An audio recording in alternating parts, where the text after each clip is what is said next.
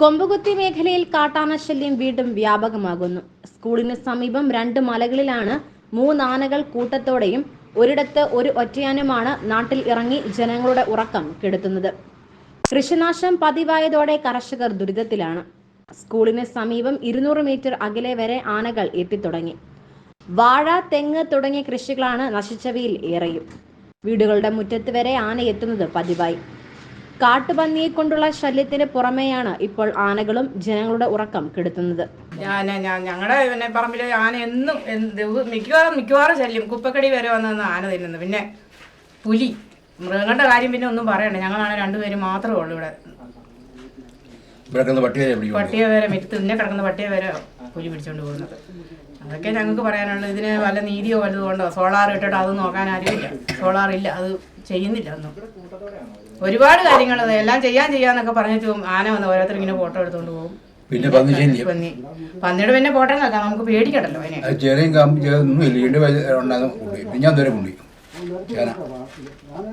അയ്യോ, കയ്യാളെ പേടിച്ച് ഞങ്ങൾ കിടന്നുറങ്ങുന്നത് തന്നെ. രാത്രി എപ്പോഴാണ് വരുന്നത്? അയ്യപ്പങ്കാരെ വിളിക്കണം പിന്നെ വന്ന് ഇതൊക്കെ ഒന്ന് നോക്കണം. ഞങ്ങൾ 2 പേരും തന്നെ ഉള്ളതുകൊണ്ട്.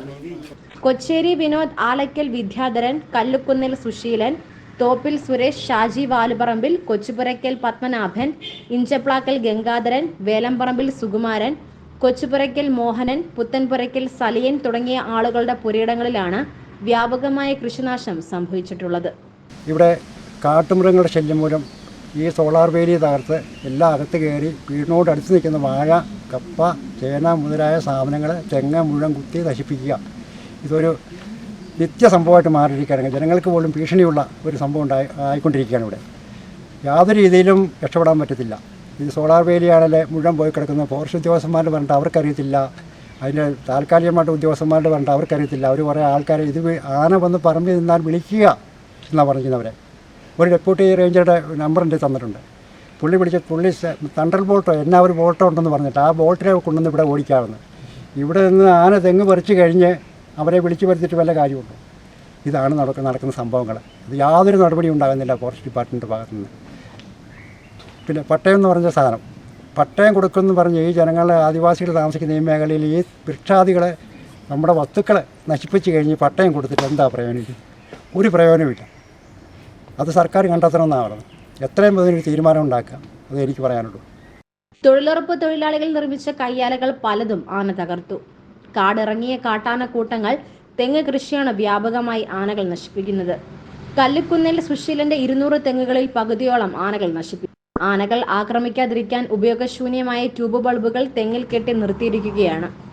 വനം അതിർത്തിയിൽ സോളാർ വേലി ഉണ്ടെങ്കിലും ബാറ്ററി ഇല്ലാത്തതിനാൽ പ്രവർത്തനരഹിതമാണ്. നാട്ടുകാർ ചേർന്ന് 2 ഇടങ്ങളിൽ ബാറ്ററി വാങ്ങി വെച്ചുവെങ്കിലും വേലികൾ ആന ചവിട്ടിക്കളഞ്ഞ നിലയിലാണ്. ആന, പന്നി, പുലി, ഇതിൻ്റെ ശല്യം കൊണ്ട് ജനങ്ങൾക്ക് വളരെയധികം ബുദ്ധിമുട്ടാണ് ഇവിടെ ജീവിക്കാൻ. സർക്കാരിൻ്റെ ഭാഗത്തുനിന്ന് യാതൊരു നീതിയും കിട്ടുന്നില്ല. സോളാർ വേലി എന്ന് പറയുന്നത് അതെല്ലാം ആന നശിപ്പിച്ച് ഇട്ടിരിക്കുകയാണ്. ഇപ്പോൾ സർക്കാരിൻ്റെ ഭാഗത്തു നിന്ന് ബാറ്ററിയുടെ കാര്യം പറയുമ്പോൾ അവർ ഫണ്ടില്ലെന്നാണ് പറയുന്നത്. അപ്പോൾ ജനങ്ങൾ സ്വന്തമായിട്ട് തന്നെ കയ്യിൽ നിന്ന് പൈസ മുടക്കി ഈ 2 ദിവസമായിട്ട് ബാറ്ററി മേടിക്കാനുള്ള തീരുമാനമാണ്. അതിൽ ഫൗണ്ടർ തെളിക്കുന്ന ജനങ്ങൾ തന്നെ ഫൗണ്ടർ തെളിച്ച്, ഈ മൃഗങ്ങൾ വരാതിരിക്കാൻ വേണ്ടി ജനങ്ങൾ തന്നെ ഫൗണ്ടർ തെളിച്ച് അത് ബാറ്ററി മേടിക്കാനുള്ള സംവിധാനമാണ്. അതുകൊണ്ട് ആ ഒരു സംവിധാനം മാറ്റിയിട്ട് സർക്കാരിൻ്റെ ഭാഗത്തു നിന്നും ബാറ്ററി മേടിക്കുക, അതിനുള്ള ഫണ്ട് കണ്ടെത്തി ഈ ജനങ്ങളുടെ ജീവനും സ്വത്തിനും എന്താ പറയുന്നത്, വളരെ ഒരു ബുദ്ധിമുട്ടായിട്ട് മാറിയിരിക്കുക ഈ കാട്ടുമൃഗ ശല്യം കൊണ്ട്.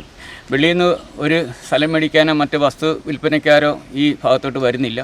കാരണം എന്ന് വെച്ചാൽ കാട്ടുമൃഗങ്ങളുടെ ശല്യം കൊണ്ട് കൊമ്പുകുത്തി എന്ന് പറയുമ്പോൾ തന്നെ വളരെ ബുദ്ധിമുട്ടാണ്. ഇവിടെ ജീവിക്കാൻ വളരെയധികം ബുദ്ധിമുട്ടാണ്. കാരണം പണ്ടത്തെ കാലത്ത് ഈ കപ്പ, ചേന അതുപോലെ കൃഷികളല്ലേ ഇവിടെ കൃഷി ചെയ്തുകൊണ്ടിരുന്നതായിരുന്നു. ഇപ്പം ഈ മൃഗങ്ങളുടെ ശല്യം കൊണ്ട് യാതൊരു സാധനങ്ങളും നമുക്ക് മേടിക്കാൻ പറ്റുന്നില്ല. എല്ലാം വില കൊടുത്ത് മേടിക്കുകയാണ്.